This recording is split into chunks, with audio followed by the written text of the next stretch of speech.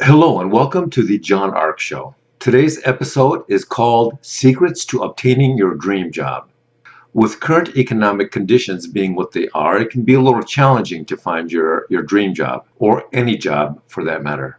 We're going to reveal some secrets and tips and techniques designed to increase the probability of not only helping you find a conventional job, but we're also going to show you how to pursue your dream job. Before we begin, I want to encourage you to subscribe, like, follow, and comment on the show, as well as to tell you that the show is sponsored by Hollywood is Calling.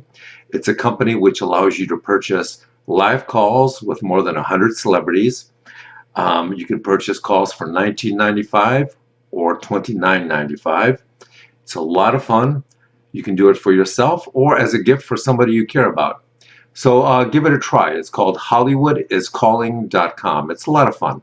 Now let's get started.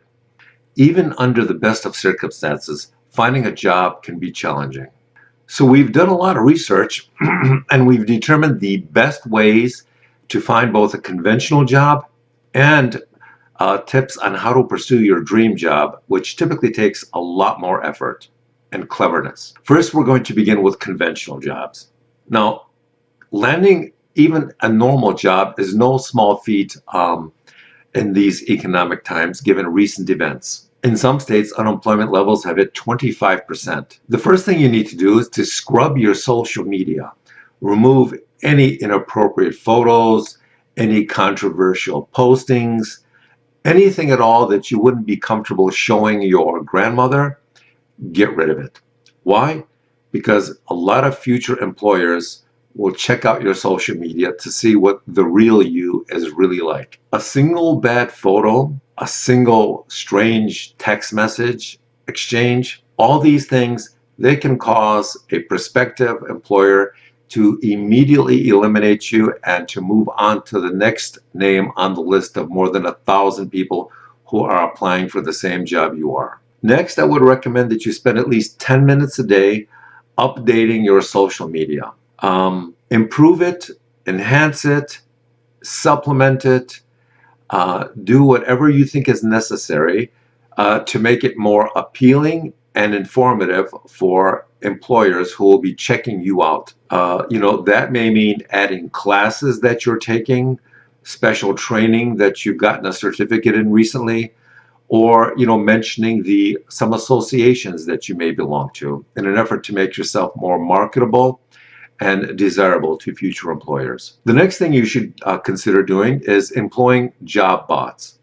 Most of the major job sites now have services and features which allow you to enter in the type of jobs that you're looking for, and then the technology will continue to check the listings for those types of jobs every day. And when it sees jobs that meet your search criteria, it'll email them to you on a regular basis.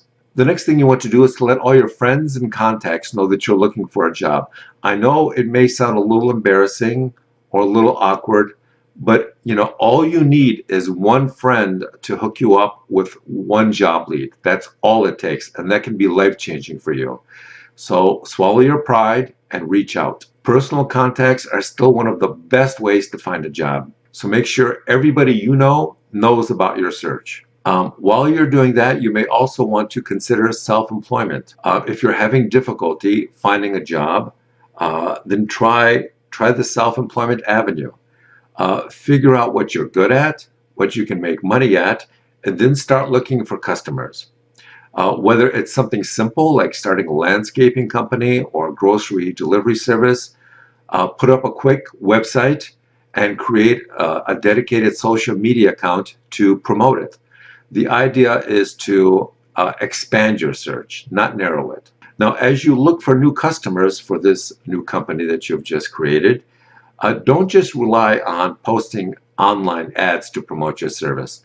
Try going door to door in neighborhoods that you think look like they can afford the type of service that you plan to sell them. The next thing that's really important is to look outside your professional industry. While you should keep pursuing jobs in your profession, You should also make a point of looking for jobs outside of your industry or area of expertise. Just because you haven't worked in another profession doesn't mean that some jobs won't pop up in another profession that you may qualify for with some of your unique skills. Engineers can qualify for sales jobs.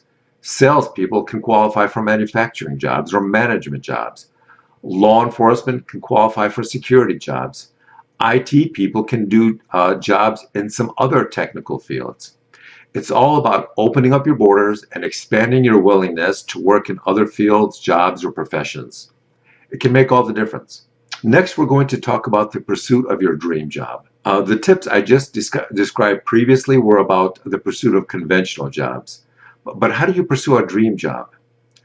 We've got some insider tips for you that we think could really help. First, there is the matter of time. When it comes to the pursuit of a dream job, you have to understand that that it's done differently than the pursuit of a conventional job. The time frame is completely different. Because there are so many people competing for the great dream job that you are, it may take years for you to land that job. The competition is just tremendous. So the first rule is that you have to be patient and persistent at this sort of thing. Nothing this good is going to come quickly. You should, of course, begin by sending in your resume through the conventional channels, typically an online application. But you also have to do other things to lobby for it. The first thing you want to find out is who the manager or the division head of the department is that you want to work for, and then lobby them by sending them 2 or 3 physical letters throughout the year, letting them know that you're interested in working for them and that you have some ideas that can make their department more profitable and their job just a little bit easier. Include a list of those ideas with each letter. Try not to sound presumptuous or arrogant, but rather make it clear that you think you can make a real contribution to their company as a possible employee, and that you think you could accomplish that by generating an ongoing flow of new ideas for them. The focus of your letters should be that you want to demonstrate that you can make their job easier by bringing new skill sets to the company in a way that will reflect well on them and your boss's boss. You don't want to be the person who just sends in another email resume application. You want to be the person that gives them an idea or a project that can help them look good and that will benefit them and the company as a whole. The next thing you want to do is you want to lobby by physical mail, not just by email. Most email applications for a job are never seen by a human being. They're scanned by software that's looking for specific keywords, and then your application is immediately eliminated from further consideration if your resume doesn't contain exactly the specific keywords that they're looking for. If you really want to get noticed, then in addition to sending your resumes in by email, you should also continue to lobby the old-fashioned way by physical mail. Send your letters to the boss of the department that you want to work for, as well as your boss's boss, or even the VP of the entire division. Normally this might be a little off, but by including these great ideas of yours, that will get people's attention. Innovation always gets people's attention. Make sure you let them know that in addition to the ideas that you enclose with each new letter you send them throughout the year, tell them you also have other ideas you would love the chance to discuss with them, at a potential job interview. Never enclose all your great ideas in the first or second letter. Send them through, throughout the year in a series of different letters. The idea being not to annoy them, but to catch their attention with the quality and caliber of your innovativeness. Make them believe you can make a real contribution to their company. Remember, pursuing a dream job is all about letting your future prospective bosses know how employing you can benefit them, can help their company make more money, and will reflect well on them. No one cares about what you want. The only thing they care about is how can you make their company earn more money. That's what you have to remember. So with that, I want to thank you for watching, and we'll talk to you soon.